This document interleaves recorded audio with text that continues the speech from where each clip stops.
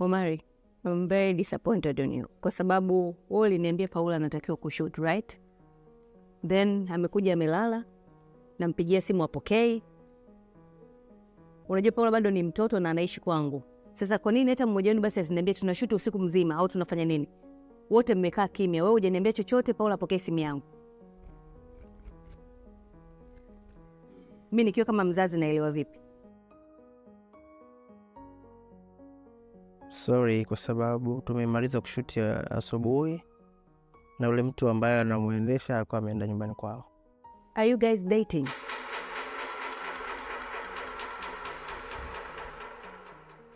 Tunafanya tu kazi. Una uhakika? Kwa sababu unajua Paula ni mdogo, yani nimeweza mkaa mnamchukulia hivyo, lakini Paula ni mdogo na anaishi nyumbani kwangu. Kwa hiyo nataka kujua akiwa anatoka anaenda wapi.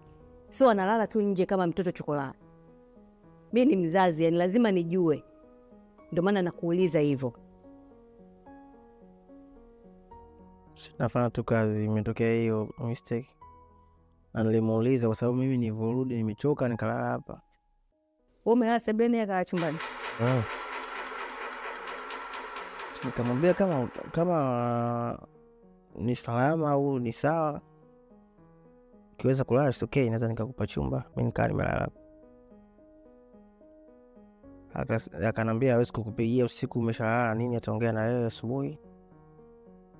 Kwa hiyo sikuona kama ni shida kwa sababu sijui ambavyo mnawasiliana. Lakini hamna chochote, tunafanya tu kazi.